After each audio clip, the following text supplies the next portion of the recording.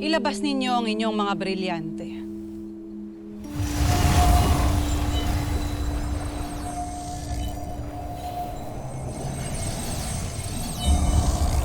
Linisin ang puso't isipan, anak ng dayuhan.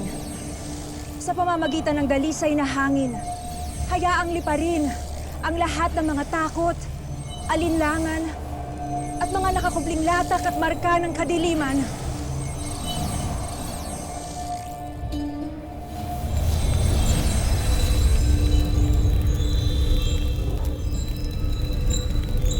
Pigilin ang alab ng galit.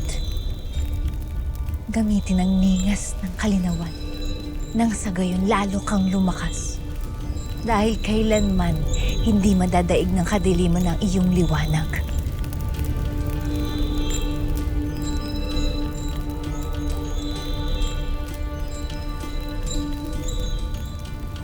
Ang tubig ay buhay, ngunit maaari ring maging panganib na magdadala ng unos.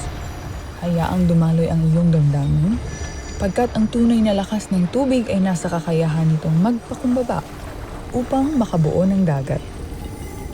Sa ugat ng tiwala, matatag ang diwa. Lagi mong tatandaan, anak ng lupa. Ang tunay na lakas ay hindi bulag na pagtitiwala, kundi ang kakayahang makilala ang katotohanan. Kahit pa ito'y nababalot sa huwad na liwanag. Ipikit ninyo ang inyong mga mata. Hayaan ninyo ang inyong mga brilyante ang magturo sa inyo ng banal na dasal. At hayaan ninyo ang inyong dilang mangusap ng mapagpalang salita nang lalong maging malinaw ang inyong mga isipan.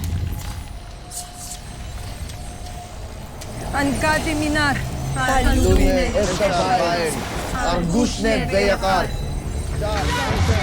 Nag-operasyon sila. Gargoshev, Asnerve, Asnerve, Ib, Nashnua.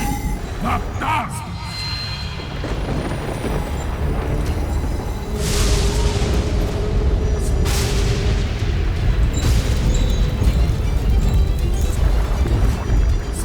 Huwag kayong tumigil! Huwag kayong makikinig sa bulong ng kasmaan. Lakasan ang inyong mga loob. Ipagpatuloy ang pag-usal sa mga banal na dasal. Gargoshev, Asnerve, Ib, Manahimik kayo!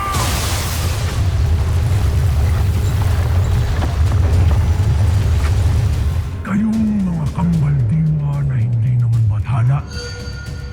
Kahit anong inyong kapangyarihan laban sa akin. Huwag kayong matakot sa nagaganap sa inyong paligid. Ginugulo lamang kayo ni Gargan. Huwag kayong pasisitak sa kanya. Kung ang alon sa dagat ay tumatahimik kayo, ganun din ang inyong isip kung ito ay kaya ninyong hawakan. Gaya ng hanging banayad, sikapin niyo maging mahinhin rin ang inyong mga isipan. Matipigo kayo, mga abal. Huwag silang hayaang magtagumpay. Panatiliing hawak ko ang kanilang kalooban, lalo na ang kanilang isipan.